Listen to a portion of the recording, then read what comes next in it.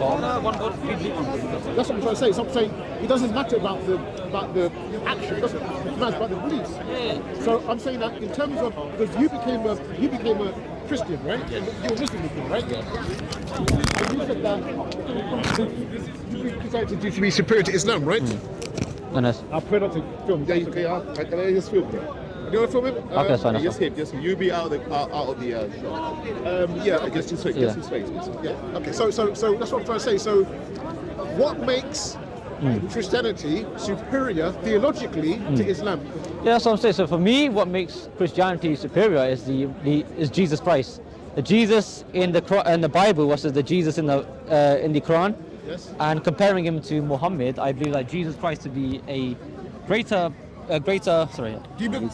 Yeah. So I believe. Do you believe that Jesus is God? Yes, I believe Jesus Christ to be the greater role model for me than Muhammad. So you believe he's God, right? I believe he was God. Yep. Okay.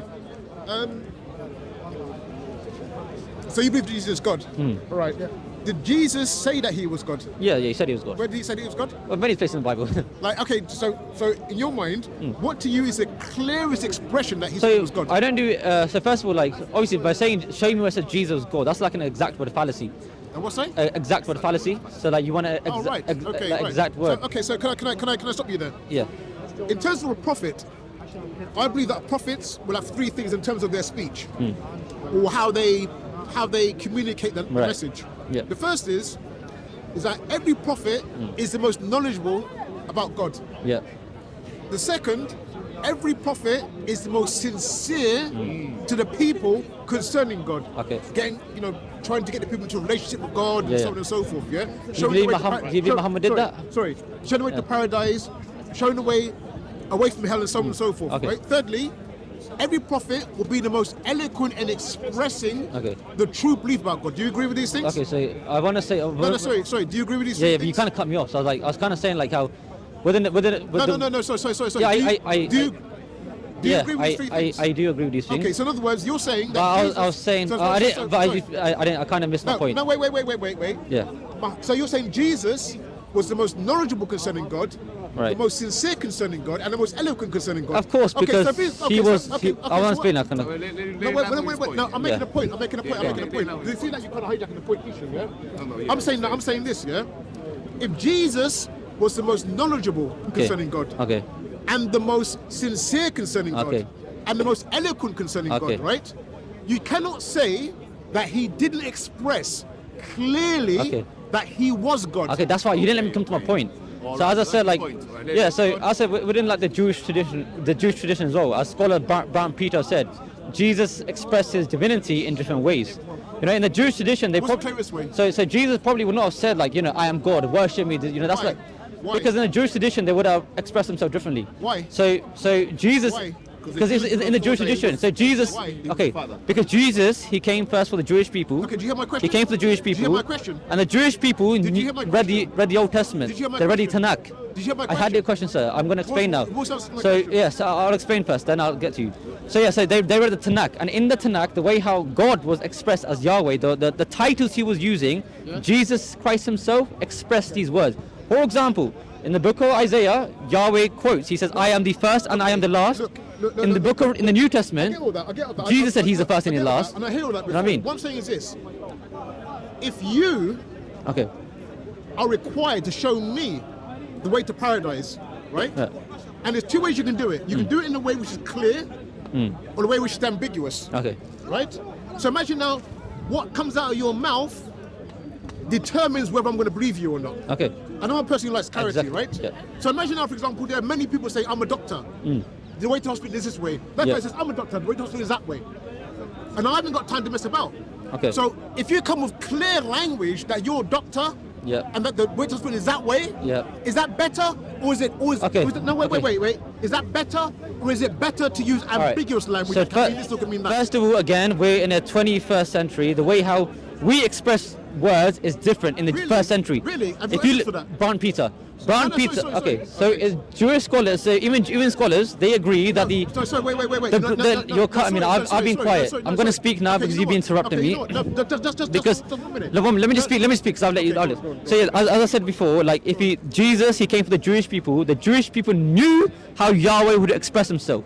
I told you before, if you look at the book of Isaiah, Yahweh calls himself the first and the last. If you look at the Old Testament, we know Yahweh is the Lord of the Sabbath.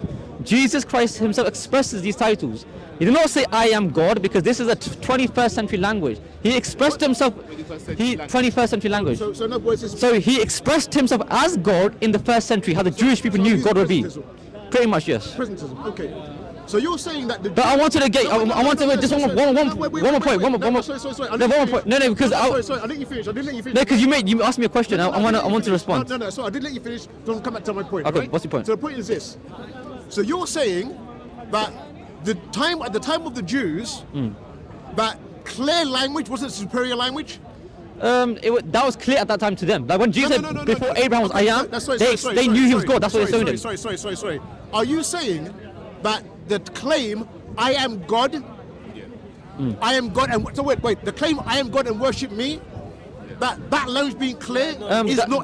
That's an exact word of fallacy again. You're doing. You want claims what suits your needs. No. I'm saying is it superior? Yes, I am first. Is it superior? The claims that Jesus made in the Bible is superior. No, wait. So you're saying. So when somebody says I am the first, I am the last, I am the Alpha and the Omega, that is superior. That is enough. Wait. So you're saying that if I make a claim to God, if I say I am God, worship me. Right. You're saying that's in the inferior? 21st century, yes, that would be superior. But in the first century, listen to this. Listen to this. I'm just going to speak. Wait. In the first, I'm going to speak now because in the first century people, right? If they were reading the Tanakh, they were reading the Torah, and Yahweh expressed himself in many different ways. He would call himself Yahweh. He would call himself, the I am. He would call himself I am the first and the last. He was called Lord of the Sabbath. And Jesus Christ proved himself to be Yahweh because he expressed these titles, which Yahweh expressed in the Old Testament. Oh, really? Yes. Tell me, in his time, did any of the Jews believe that he was God? Yes. Yes, that's what they worshipped. Thomas said, my Lord and my God. They worshipped him. My Lord and my God. Yes. My Lord and my God. Right? Yes. And also, I'm pretty sure there's a word, John the Baptist, he called him Kyrios, which was a prophecy from the book of Isaiah, which was said, prepare the way for Yahweh. Prepare the way for Yahweh. And John the Baptist quotes that and calls Jesus Yahweh. Wait. Prepare the way for Yahweh. Yes. So wait a minute. So say the prophecy. So in the book of Isaiah and the book of Malachi, there's a prophecy, right, written by the prophets. It says, prepare the way for Yahweh, right? Who's that applying to? So capital Lord, prepare the way for Yahweh. That's what I'm saying. So this is by John the Baptist. For Yahweh. Yes. So John the Baptist is saying, prepare the way for Yahweh. So Kyrios. Okay, let's analyze that. If I say now, for example, that a prophet will come, and I must prepare the way for God, right? In other words, if the prophet is one who actually establishes the worship of God and the rights of God, and I establish the way for that prophet, I can say I'm establishing the way for God. Why? Because through the prophet is manifested the reality of God. Yes. I can say that. So I'm saying, for example, that language, I can say it's ambiguous. It does not clear. That's not clear. So you had to establish to me, you had to establish to me that the language is clear beyond a doubt. And also, the Jewish theologians who actually accused Jesus of blasphemy and so on and so forth. What did he say to them? He said, isn't it said in your book that you are gods? Okay, can I explain that verse? So when he said, it's not written in your law, you are gods. Yes. Basically, these Pharisees, they were accusing Jesus Christ, right, for claiming himself. Blasphemy. Yeah, of blasphemy. So Jesus Christ. Listen, let me start. You're cutting me off now. Yes, so Jesus Christ is basically saying, why are you accusing me of saying this when I am truly God, and you are known as little gods? So Jesus Christ is not denying himself as gods, but he's basically exposing them of their hypocrisy.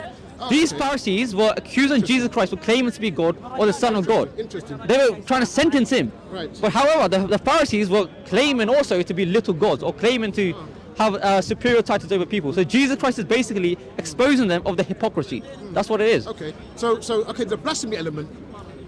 If you're saying that the language of the Old Testament establishes what a God is, what a claim to godhood actually is. Yes. And he's using this language. Why would they accuse him of blasphemy again? So they accuse him of blasphemy because he's claims to be equal with God. Wait. No, but okay, but I'm confused now because you're saying that he was using language that they should have recognized as being a legitimate claim to godhood. Right. Divinity, right? That's why they were trying to blaspheme. That's why they're blaspheming him.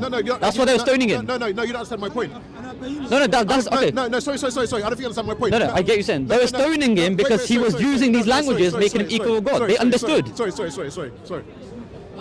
So the language in the Old Testament, right, that is equivalent or a tantamount to being a claim of being divine. Yes. He used that language. You're saying, right? Yeah. And then instead of them saying, "Oh, actually, you know what? Yeah, you're God," they accuse him of blasphemy.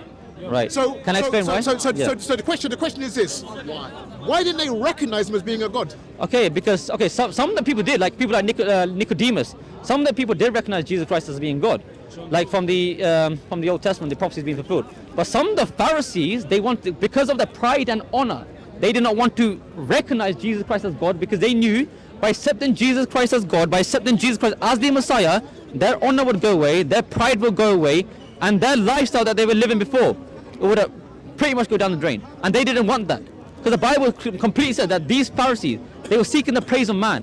And if they had sought the praise of Jesus Christ, had recognized him as God, right, they would have ruined their whole reputation, or ruined their way of lifestyle. That's quite convenient, isn't it? So do you recognize Muhammad as a true prophet now? Wait. We haven't done with this issue yet. That's quite convenient, isn't it? So you're saying, for example, that... But do you recognize Muhammad as a true prophet? Because you know what happened to... Because... No. We haven't dealt with this issue yet. No, we have dealt with it. Because you're interrupting. He's trying to dictate the whole conversation and I've been listening to him. So now I ask you, excuse me, we haven't dealt with the issue. Do you believe Muhammad to be... We have dealt with the issue. We have not dealt with the issue. Do you believe Muhammad to be a true prophet? Listen, if you don't want to discuss the issue... But why are you discussing... No. What you're doing, you're shouting and shouting. You're trying to dominate. Because you know I'm giving you the answers. I refuted you. Do you want to answer? No. Do you want to answer? Give him. I've already asked. But why can't I ask you about Muhammad? After you finish him, Why can't you ask about Muhammad? Finish your issue. Why can't you ask about Muhammad? Do you want to finish the issue or not? I have. Will you ask? You haven't. I have finished. You haven't. Okay. I've talked about Jesus Christ. You haven't finished. You haven't. I've talked about the little God argument. You haven't finished the issue. I have finished the issue. Do you want to talk about Muhammad? Do you want to talk about Muhammad? No. I have. If you're sincere, The whole conversation is about Jesus. It's about Jesus' deity. Do you want to ask about Muhammad now? No. If you're sincere, we speak. Oh, I am sincere. Okay, so We have Do we finish our finish off the topic? subject. We have finished that. No, I want to ask you. According to you, I finished it. Now you're dictating. You tried to dictate the whole conversation. You tried to dictate the whole conversation. Thank you. Thank you. You're meant to ask the people the book. Ask the people the book. Ask the people the book. Ask the people the book. Ask the people the book. All right, let's